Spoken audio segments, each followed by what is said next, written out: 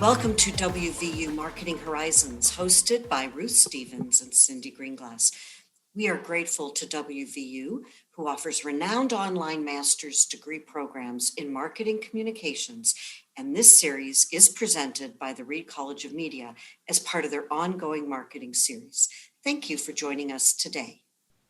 Cyndi, I'm so happy to introduce you to Ajay Row, my longtime friend and colleague, and he's expert in loyalty marketing, and he's based in Mumbai. Ajay has worked in loyalty and retention for more than 3 decades and headed several agencies. He's been at a number of companies, and he was CEO of India for Wonderman at one point.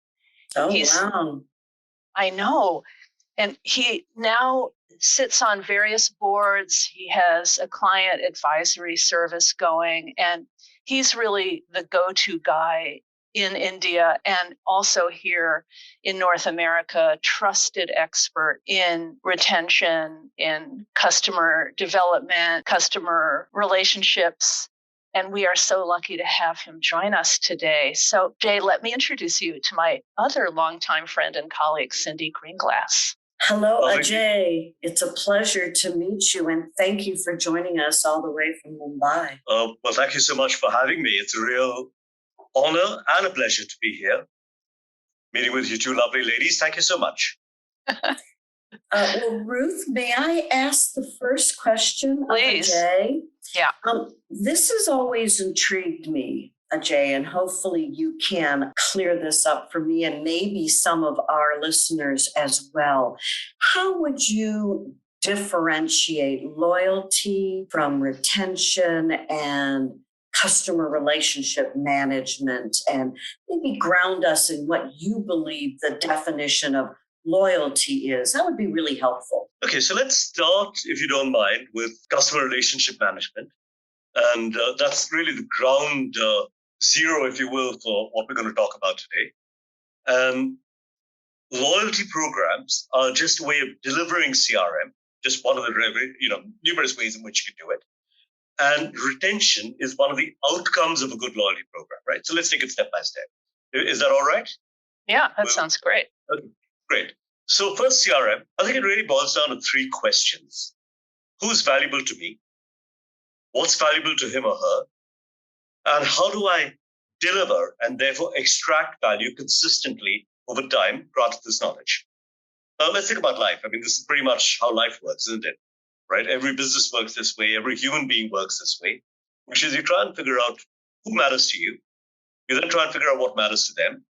And then you try and ensure that you have a long-term series of interactions, called a relationship over time, right? Which is mutually beneficial, right? So let's start with that as ground zero and now start building on that. And, I like to use an example. I'm going to use the example of dating, for example, right? Just to go back to something we've used before, if that's all right. Boy asks girl out and says, hey, I'd love to take you out for a meal. And girl says, yeah, that's great. And he chooses an Italian place, and she hates Italian food. She loves only Asian food. Now, same boy, same girl, asks her out, says, what kind of food would you like? And she says, oh, I'd love Asian. And they go to an Asian restaurant. Same boy, same girl, same date. Completely different results. Right. You're just setting yourself up for success. So what we use as an underpinning for what we do is data, right? And we use data points. So we know who's valuable to us. The boy thinks the girl is valuable. The girl presumably thinks the boy is valuable. So they're, getting together. And you've got a data point which you're using in order to start a relationship on a positive footing. Now, as you keep building that, right, you keep adding data points. And I'm not going to stretch the example any further because then we're going to get into a relationship advisory debate, which we really don't want right now. We want to think about it. And the loyalty program is a means by which you do this. You use a loyalty program to enable this kind of thing, which is figure out who's valuable to you because you got the data, figure out what's valuable to them because you got the data, and then use your head to figure out what's a way by which I can deliver value consistently and therefore extract value consistently. Does that make sense, Cyndi? Yeah. Yes, that makes really good sense, Ajay. Thank you for clarifying that. What you also said that's very interesting is you ask the question and then you listen to the answer. So we can capture data and ask our consumers or our valuable customers what matters to them, or do you like Italian food or Asian food? But if you don't act on the knowledge and the information you just captured or the data, and you take them to the Italian restaurant instead of the Asian restaurant, then that experience with your date or with your loyal customer has been negatively impacted. So data in and of itself is not going to help us unless, like you said, the mechanism is there to listen and then act on what you hear. Absolutely. And I think that's really what you try to do with a good loyalty program, a good CRM program, and therefore a good loyalty program. And that results in retention. Now, if you know that every time you interact with me, I'm going to consistently deliver something that you value, why would you go somewhere else? It forms a habit, right? And once you've got a habit, it becomes very difficult to break it. Now, one of my favorite examples is there are two kinds of people in the world: those who use the toothpaste which their mum gave them, right? And those who, keep buying whatever's on the deal, right? Or, there's a third kind, which is people who had a dental problem and the dentist told them to switch. But by and large, these are three kinds of people in God's good earth. Now, the one who wants the deal is buying on the lowest price no matter what. So let's forget about that person. A transactional buyer, I think we call it. And what you're looking at is somebody who wants a discount, and that's your value is your discount. That's not someone you're going to make a fair profit out of. But somebody who uses you consistently, and they were given this toothpaste when they were 4 years old, when they brushed their teeth for the first time on their own, and they just keep using it, and now they're in their 50s or their 60s, and they're still using that toothpaste, and they're not thinking about it. Now, just think about this. You've got a solution, right, for the person which is working. And as long as you consistently deliver that solution, you make it available at a fair price in the store where the person wants to buy it, and it has exactly the same form and the same sensation in the mouth and cleans the teeth as well and doesn't give you bad breath, you got the person for life, right? So one of the things, great secret of long and enduring marriages, as I've discovered, is creating habit.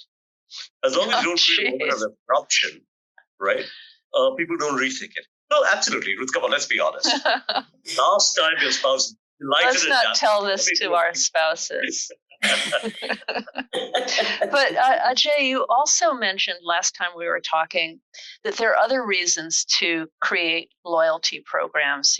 I think you had listed 5 benefits to the firm other than mere additional profit out of retention. Could you run through those with us?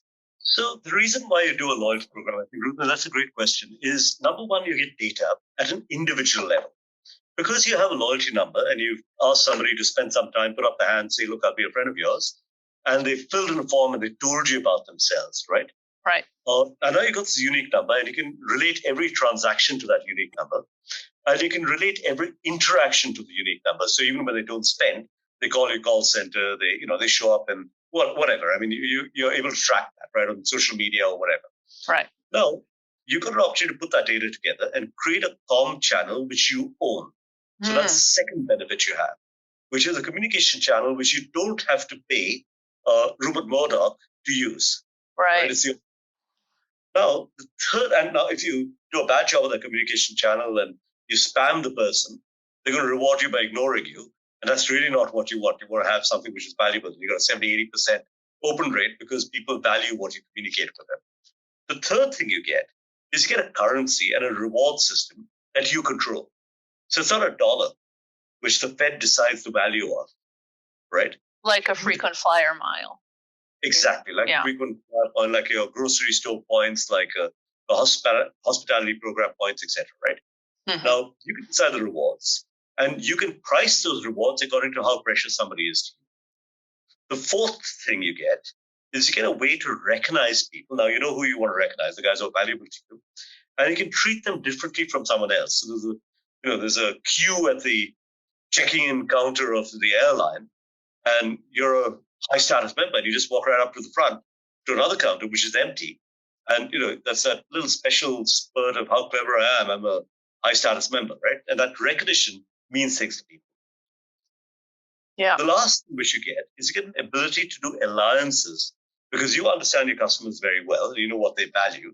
You can do alliances which can, A, benefit your customers, which is kind of cool, and B, benefit yourself. You make a lot of profit out of those alliances because, they can be almost entirely profitable as far as you're concerned because there's no cost of delivery. That's done by somebody else.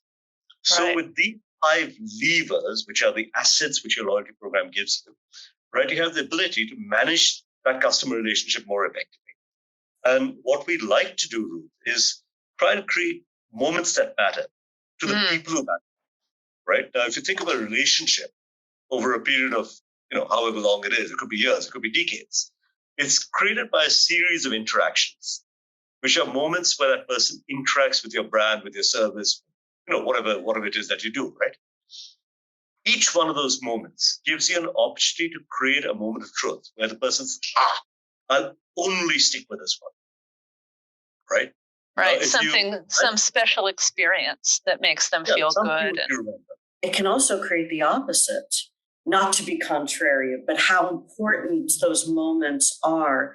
I go back to what you were saying, Ajay, about creating currency based on a unique relationship and the recognition. And Ruth brought up frequent flyer miles. And so many of us have had very positive experiences, and many of us have had very negative experiences where that currency was easily disrupted because the interaction was so poor. So we have a real obligation and responsibility to determine what uniquely I value as a consumer, how to reinforce that, and how the fragility of that relationship can be so easily disrupted if you don't cultivate it. Like you're saying, it's like cultivating your garden with those moments of constant reinforcement, because it's so easy to lose it, isn't it? You're absolutely right. And you don't want a moment of abruption, right? So you spend years tending to your garden, and then the neighbor's kid comes in and digs up all your roses, right? And that's a moment of abruption that can completely ruin, decades of hard work, right? All right. So we try and avoid those moments of abruption. Now, if it's the neighbor's kid, there's very little you can do about it. You can be nasty to the parents, but that's about where it begins and ends. But you can certainly avoid kicking the roses yourself, right? So what about COVID though? Hasn't buying behavior changed a lot in the last year and a half? And how has that impacted loyalty program theory and practice? Well, let me give you, let's call it, completely off the charts answer to start with, right? Okay. Airlines haven't been doing very well. Well, right? Of course. They've all been through a bit of a rough time. And one of the things which I'm told has kept them alive is the frequent flyer miles they sell to credit cards. So when you were busy buying stuff on Amazon, Ruth, you were racking up those miles, and the credit card company was paying the airline. And that meant that the airline was making, a pretty decent sum of money, right? Even while they weren't flying. Now, what at least 2 or 3 airlines did, including, some of the largest airlines in the US, is raise debt on the basis of that. Wow. We went back to the banks and said, look, we need this money to keep us alive. And we're good for the money. And why are we good for the money? Because you're paying it to us. Yeah. Right. It's interesting because I, in fact, stopped using my airline points or mileage credit cards during the pandemic. And I went to the cashback version of credit card. Did you do the same thing, Cyndi? I did the exact same thing, which we know is not as profitable for the airlines or for the bank. And airlines is maybe a special case in COVID because their business was so decimated. But what about loyalty programs in general, like at retail, for example, Ajay? How has COVID impacted them? Well, I think, the retail, as you know, has been decimated, right? And that's pretty much globally. Your small restaurants, everybody's been hammered into, so right from the large chains to the individual, mom and pop store, everybody's got hammered. And I think what's kept them going, at least in some cases that I've worked with some of my clients, some of the people I advise, the loyalty programs keep people loyal, right? So now the temptation is just to go and shop on Amazon. But that little bit of extra effort to find the retailer's website and shop from there can be the difference between, going out of business and kind of staying alive, right? So I think they've been very helpful. Now, we could go through industry category after industry category and speak about how people have leveraged their loyalty programs, to keep going. So hotels, for example, at least 8 or 10 hotel chains that I know of, and I'm sure there are many, many more, have extended their paid-for loyalty membership validity if you buy it during COVID. Oh, interesting. That's a good idea, actually. Revenue stream, at a time when you need it. And you get incremental loyalty for longer once COVID comes out. So, you get going with that as well. Right. Third thing we should do, sorry.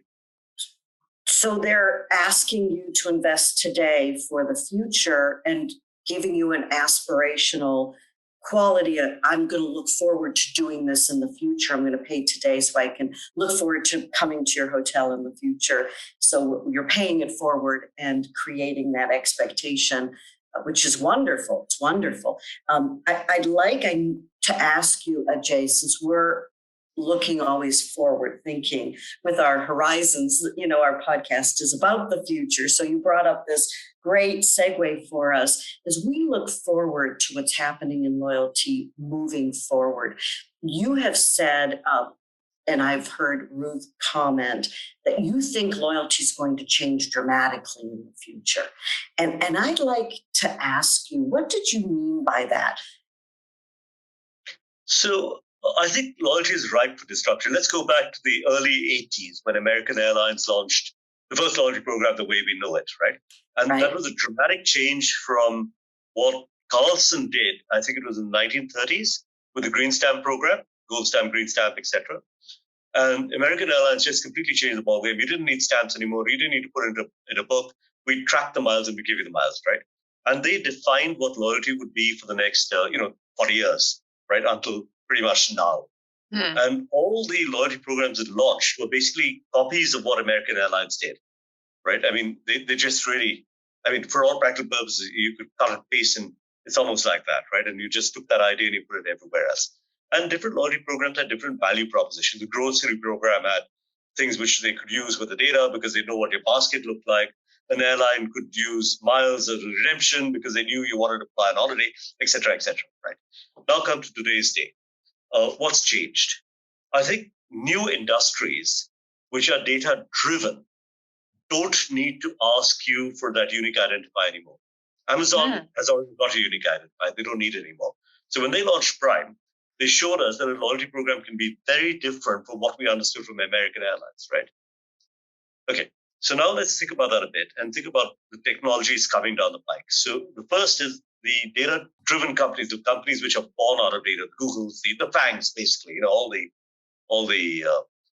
big boys in the market now are data-driven. They're born out of data. And the big boys coming in down the pike over the next 5-10 years are pretty much the same. So the first thing that's going to happen is you're going to get a bunch of companies who get data very well and don't need a program to have the data, right? So the biggest reason for the loyalty program is now going to become history. You don't need it anymore. All right. The communication channel, they've got that already, and they know how to communicate with you. The ability to personalize in that communication channel, they got it already. They know you're going to track their mails, not because you love Amazon, but because you're worried about your package and when it's going to show up, right? So, they pretty much know that they've got you, right? Which is true for, I'm using Amazon as an example, but you could use almost anyone. So lots of changes. So the old program, the way we knew it, is probably going to die, right? Meanwhile, a new version of the program, I think is going to sort of emerge. And there'll be many paths to that new versions of the loyalty program. Let's use retail as an example. I think physical meets digital, is going to be something which is going to be huge in the future.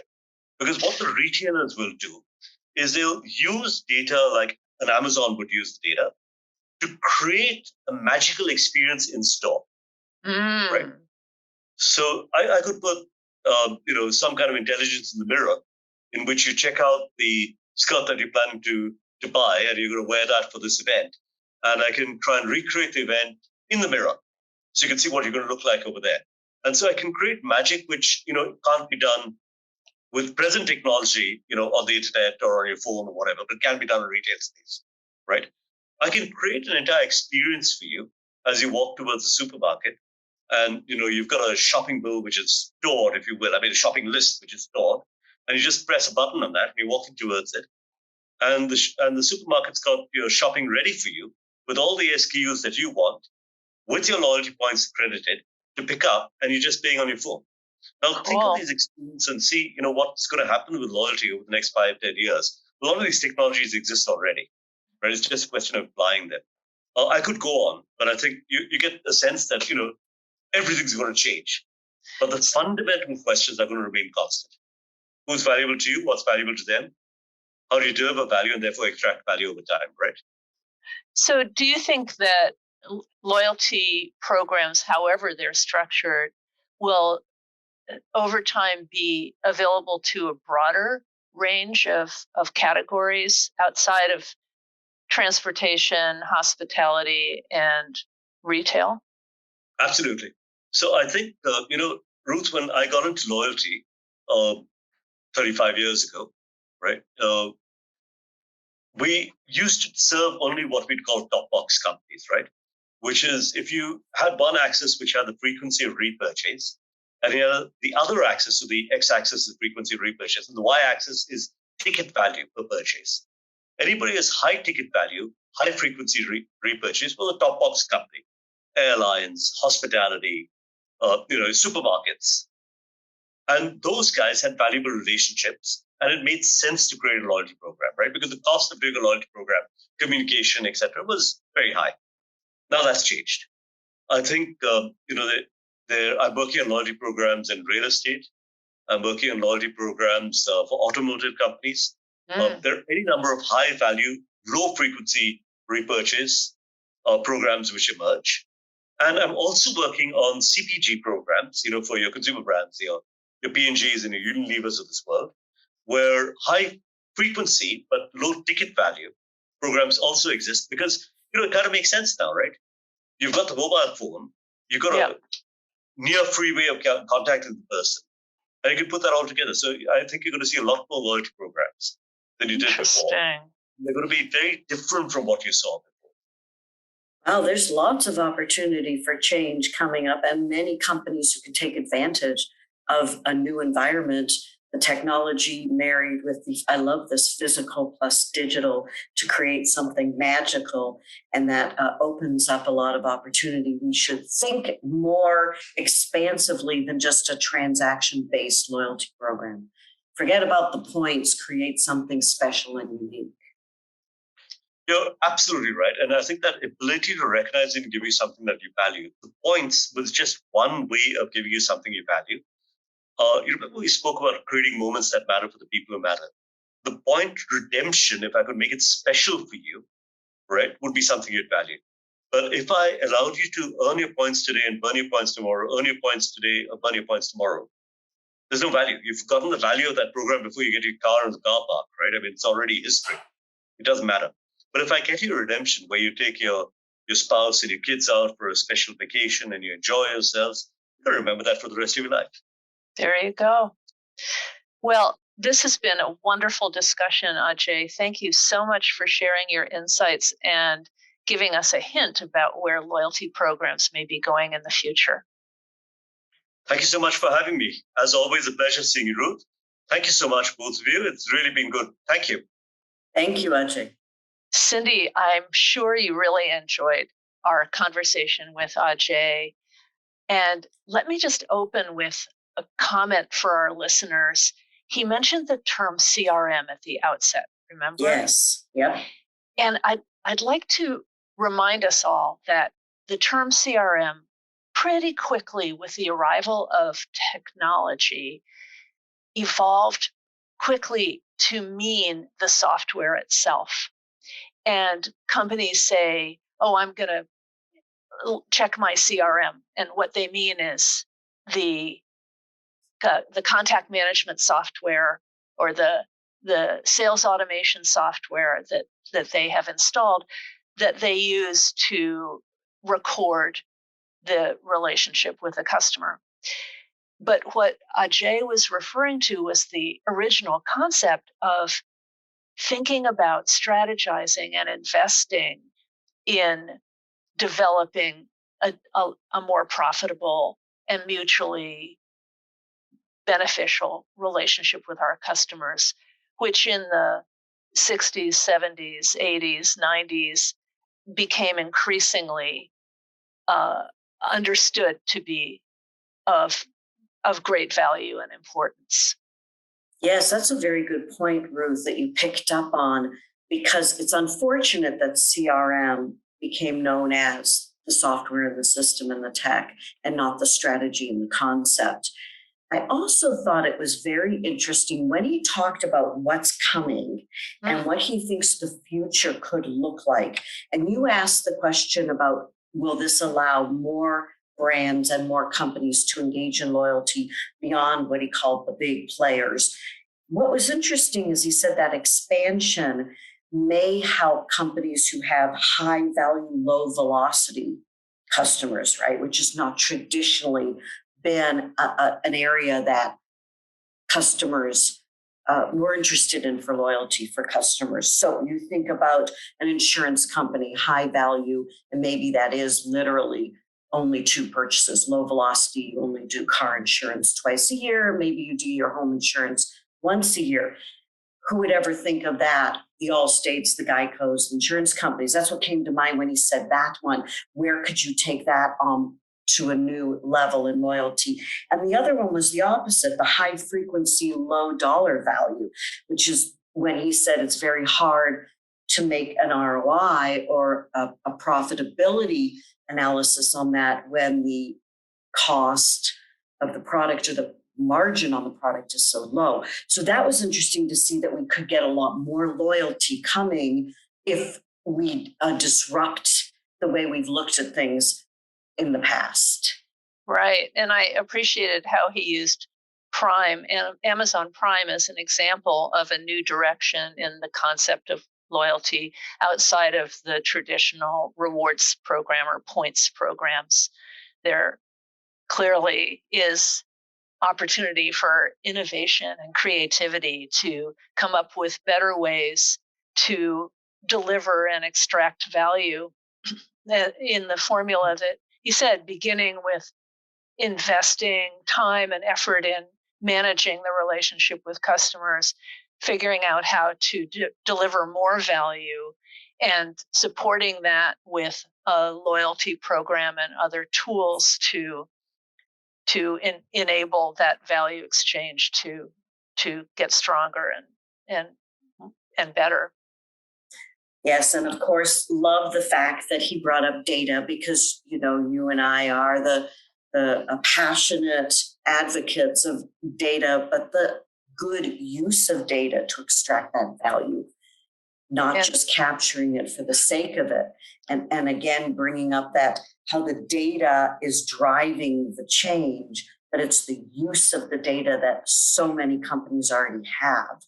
Right. So the number of companies that are have built their business models on the basis of access to customer data is growing, and that allows this new thinking to develop. I mean, for a grocery store to have the ability to know what was in the shopping basket was really hard without the points programs that were put in place. But as he pointed out, e-commerce and direct-to-consumer models have it baked in. So and that's the way they think from the beginning. So more and more businesses are arriving on the scene with the data in hand.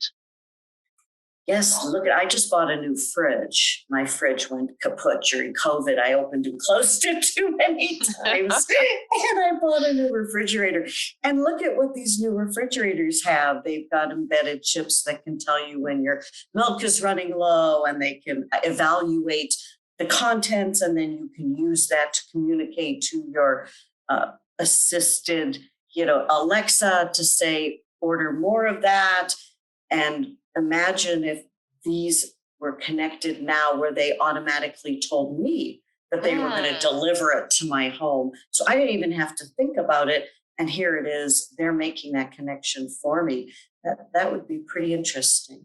Autoship is really coming down the pike more quickly than we ever expected. And that's a good thing because it's clear that the traditional points and rewards programs that were begun with American Airlines and then spread across certainly the transportation and hospitality industries have become commoditized. In fact, right, the American Airlines program was commoditized almost out of the box because the other airlines realized they had to have it. And it's now just become a cost of doing business, and the opportunity for real differentiation in the minds of customers has been erased. So we need change yes, in the loyalty business. And so many loyalties programs, I think, are the outcome of straight transaction communications. We've gotten lazy as marketers. We're not trying to find what's valuable or unique with our consumers. We're just saying, I'll just pay you for your transaction. And the more transactions you give me, I'll give you more points. Well, that takes away from one of the key concepts that Ajay shared with us, which was creating a unique currency. With moments that matter, right? Mm-hmm. It was really the essence of customer experience marketing. And I would call that the first of our three essential piggies here, Cyndi, wouldn't you? That creating a unique experience that can differentiate and can be memorable enough to not just be tossed away in the mind of the consumer. And, yes. And another, it's going to be hard for us to pick the three piggies, but what would you suggest after moments that matter as another of our three takeaways in today's podcast? I liked the way he laid it out very succinctly, that loyalty is identifying who is valuable to you, what is valuable to them, and then implementing the mechanism that allows you to create those moments that matter. I thought he expressed that a very succinct way for us. Exactly. That was so nifty. And really, as I heard him saying that, I was thinking, this is the essence of marketing. Yes. He's boiled it down to a really lovely phrase. And then he piled on with an excellent formula or list of the additional, maybe even unexpected values that you get once you establish a loyalty program, whether really intentional or not. He said that these loyalty programs that we have in place also have 5 additional assets to offer the firm. 1 is access to customer data. 2 is that you get an owned media channel. Mm-hmm. You get owned currency, and you can use this as a tool to differentiate customer treatment based on customer value and other insights. And 5th, it can be a source of alliance partnerships that can allow efficiencies and additional breadth to your market reach. So, man, this was a very rich discussion. It certainly was. And then he wrapped it all up for us with that third one, I have to say, which was the marrying of the physical and the digital. What did he call it? The phygital? I love that expression. But creating phygital moments, which is the magic that is lasting based on what you have taken away from those assets, and how they create something memorable for us that will allow us to remember that relationship and make that customer experience so much richer. You know, the mirror that he was talking about where you're trying on clothes. And it made me think of these advertisements I've been seeing for one of the athletic companies. I don't know if you've seen it, the athletic clothing, where they have the mirror and you can do your workout in front of the mirror now. And so that's what reminded me of where he said creating that magic. It's not just buy the clothing and you're going to try it on in front of the mirror. How about if you could actually do your workout in front of the mirror with your clothing on? I just created a magical, memorable moment marrying my physical with the digital experience. That was a very insightful idea he brought to us, I think, Ruth. Agreed. That was a terrific program. Thank you, Cyndi. Thank you, Ruth, for bringing Ajay to our podcast this week. My pleasure. You've been listening to WVU Marketing Horizons, hosted by Ruth Stevens and Cyndi Greenglass. Please be sure to visit go.wvu.edu/MC today to view our upcoming conversations, listen to previous discussions, and subscribe to receive updates.